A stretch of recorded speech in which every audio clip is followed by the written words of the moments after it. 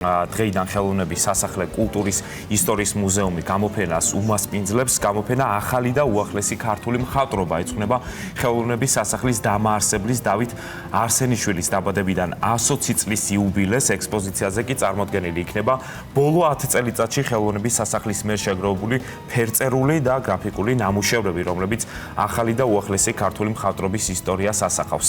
ჩვენი ჟურნალისტი ზაკ მირიანაშვილი იმყოფება ახლა ხელოვნების სასახლეში და ის გვეტყვის უფრო მეტს. ზაკ, შუადღე მშვიდობის. ზაკ, მოგესალმებით. შუადღე მშვიდობისა, მეგობრებო, მოგესალმებით. ნამდვილად დიდი სამზადისია ხელოვნების სასახლეში, კულტურის ისტორიის მუზეუმში, სადაც დღეს საღამოს გაიხსნება გამოფენა სახელწოდებით ახალი და უახლესი ქართული მხატვრობა, რომელიც ზე ხელოვნების სასახლის კოლექციებში შეგროვილ გრაფიკულ და ფერწერულ ნამუშევრებს წარმოუდგენს მაყურებელს და ამასთანავე უნდა გითხრათ ისიც, რომ გაიმართება წიგნის პრეზენტაცია. აი ამ გამოფენის სულისჩამდგმელი ბატონი გიორგი კალანდია არის ჩემთან ერთად. მოგესალმებით, ბატონო გიორგი, მადლობა, რომ დრო გამონახეთ. მადლობა მოგზაურობის. და ძალიან გვაინტერესებს აი ეს იდეა როგორ გაჩნდა და რას ნახავს დამთვალიერებელი. პირველი დავიწყებ, რომ მუზეუმი არის ცოცხალი ორგანიზმი და ახალი კოლექციების გარეშე მისი ცხოვრება წარმოუდგენელია. მუზეუმი მხოლოდ ძველ ნივთებს არ უნდა ინახავდეს, არამედ თანამედროვე ხელოვნებასაც უნდა ასახავდეს. სწორედ ეს იყო მიზანი, როდესაც ჩვენ 10 წლის წინ დავიწყეთ გამოფენების ციკლი, აღმოაჩინე ახალი მხატვარი და ვცდილობდით, რომ ახალი მხატვრები გვეპოვნათ. თუმცა სანამ ამაზე ვისაუბრებ, გეტყვით, რომ ეს კოლექცია იწყება, დღევანდელი ექსპოზიცია იწყება ისეთი დიდი სახელებით, როგორც არის ელენე ახვლედიანი, ლადო გუდიაშვილი, პეტრე ოცხელი, ამ ადამიანების გარეშე ქართული მხატვრობა წარმოუდგენელია. და არის ისეთი თანამედროვე სახელები, აი მაგალითად როგორც ეს ნამუშევრები, 3 ნამუშევარი გახლავთ, ეს არის ძალიან ცნობილი მხატვრული ფილმი ჭირი, რომელმაც კანის ფესტივალზე ოქროს პალმა მიიღო და დავით სიხარულიძისა და დავით თაყაიშვილის ნამუშევარი. თქვენ ხედავთ, რომ სამივე მნიშვნელოვანი ესკიზი არის ხელოვნების სასახლეში წარმოდგენილი. ჩვენ ვეცადეთ, რა თქმა უნდა, სახალხო თემაც ყოფილიყო და აი ახლა არის მოგწონთ? ეს არის სასწაული მართლად და უნდა ნახოთ ცოცხლად მაყურებელს ვეტყოდი კიდე ამ. კი ბატონო, ჩვენ ვეცადეთ, რომ ზამთრის თემაც ყოფილიყო ასახული.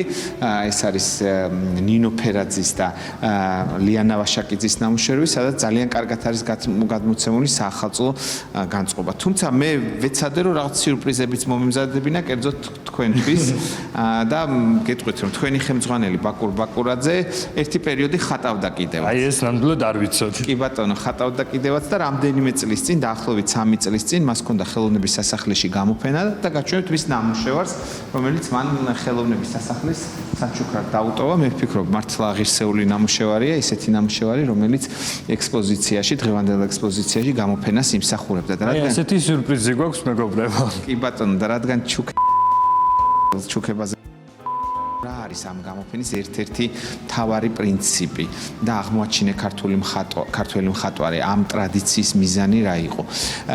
ყველა ნაკლებად ცნობილს, ან ძალიან ცნობილ მხატვარს ჩვენ უკეთებდით გამოფენას და სანაცვლოდ ერთ ნამუშევარს ვღებულობდით საჩუქრად. აი ასე დაგროვდა ეს 100-მდე ნამუშევარი, რომელიც დღეს ხელოვნების სასახლეშია გამოსახული და თანამედროვე ქართული მხატვრობის ისტორიას ასახავს. ბატონო გიორგი, ძალიან მნიშვნელოვანია ის, რომ აი თეატრის სუნთქვა ძალიან აშკარად და ნათლად იგრძნობა აქ. ეს თეატრალური მხატვრები, რომლებმაც ყველამ საკუთარი ეპოქა შექმნა, ამასაც ნახავს. რა თქმა უნდა, ვიტყვი, რომ ეს გამოფენა მიმდინარეობს საქართველოს კულტურის სამინისტროს მხარდაჭერით და სამინისტროსვე მხარდაჭერით გამოიცა, რადგან თეატრალური მხატვრობა ახსენეთ, 2 კატალოგი. ამ კატალოგებით ძალიან ვამაყობთ. ეს არის ერთი კატალოგი, რომელიც ეძღვნება ხელოვნების სასახლეს და მის კოლექციებს და მეორე გამორჩეული თეატრალური მხატვრის დიმიტრი თავაძის კოლექციები, რომელიც ამ კატალოგში პირველად დაიბეჭდა ასეთი ფართომასშტაბიანი და ყოვლის მომცველი კატალოგი დიმიტრი თავაძის შესახებ არ არსებობდა. მისი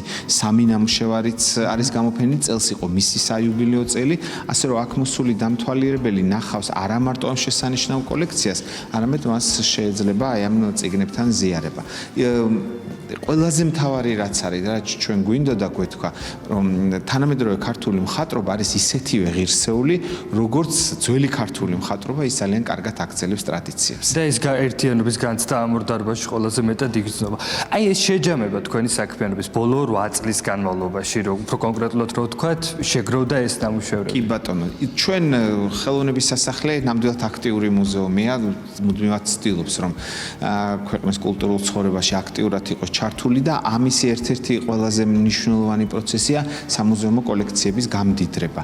ბევრს წარმოუდგენია, რომ მუზეუმი არის მხოლოდ და მხოლოდ ვიტრინის მინის მიღმა არსებული ექსპონატი. თუმცა ეს ასე არ არის, ეს არის ძალიან აქტიური პროცესი და დღევანდელი დღეც ამისი დასტურია. რა თქმა უნდა, კულტურის სამინისტროს ხარდაჭერა თუნდაც ამ გამოფენის მოწყობის შემთხვევაში იყო ძალიან დიდი და სახელმწიფოს თანადგომის გარეშე ასეთი მნიშვნელოვანი საქმეების გაკეთება წარმოუდგენელია. თუმცა ძალიან დიდია თავად ქართველი მხატვრების ენთუზიაზმი, რომლებიც მე ვიტყოდი, რომ ხელოვნების სასახლის ძალიან აქტიური მეგობრები არიან და ჩვენ განებივრებულები ვართ იმით, რომ ხშირად საჩუქრად ვღებულობთ ამ ნივთებს და მე ხშირად ვეუბნები მათ, რომ ეს საჩუქარი არის არა მარტო ხელოვნების სასახლისადმი, არამედ მათთვის ძვირფასი ქართველი ხალხისადმი, იმიტომ რომ ეს ნამუშევრები სამუდამოდ რჩება ქართველი ხალხის საკუთრებაში, მის კოლექციაში და დარწმუნებული ვარ, რომ ძალიან დიდი ხნის შემდეგ ამ მხატვრების შვილები და შვილიშვილები ამ ნამუშევრებით აუცილებლად იამაყებენ.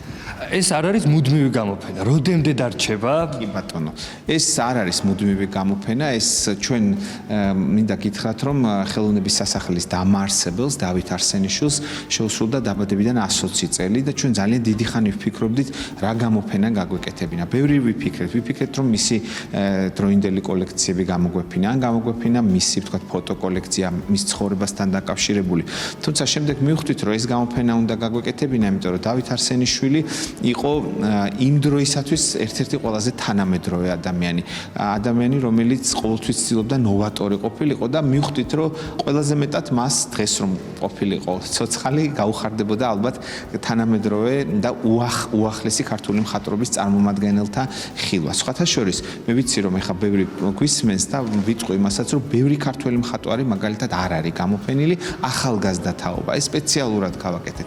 ძალიან ახალგაზრდები გამოვარჩიეთ, მიუხედავად იმისა, რომ რამდენიმე ახალგაზრდა არის, აი ძალიან ახალგაზრდების უმეტესობა არ გამოვფინეთ, იმიტომ რომ ჩვენ გვინდა თანამედროვე ქართულ მხატვრობას, აი დღევანდელ ქართულ მხატვრობას ცალკე გამოფენა მიუძღვნათ და ამიტომ ნუ დაწყდებათ იმ მხატვრებს გული, ვინც თავიანთი ნამუშევრები გვაჩუქეს, მაგრამ დღევანდელ ექსპოზიციაში ვერ ნახავენ, ამისი მიზეზი არა, ვთქვათ, ფართის სიმცირე ან რაიმე სხვა, ეს არის მხოლოდ და მხოლოდ ის, რომ ეპოქა სხვა გვინდოდა გვეჩვენებინა. სხვათა შორის ვფიქრობთ, რომ მომავალ წელს ჩვენ შევძლებთ ამ კოლექციის შესახებ კატალოგის გამოცემას და რაც მთავარი კითხვა თქვენ დამისვით, ეს გამოფენა გაგრძელდება მომავალი წლის 14 იანვრამდე. 14 იანვარს კი იცით, რომ ქართული თეატრის დღეა და ჩვენ ვამზადებთ ასევე კულტურის სამინისტროს მხარდაჭერით ძალიან მნიშვნელოვან გამოფენას, რომელიც პირველად გამოიფინება საქართველოში და ეს იქნება ქართული და მსოფლიო თეატრალური ნიღბების კოლექცია.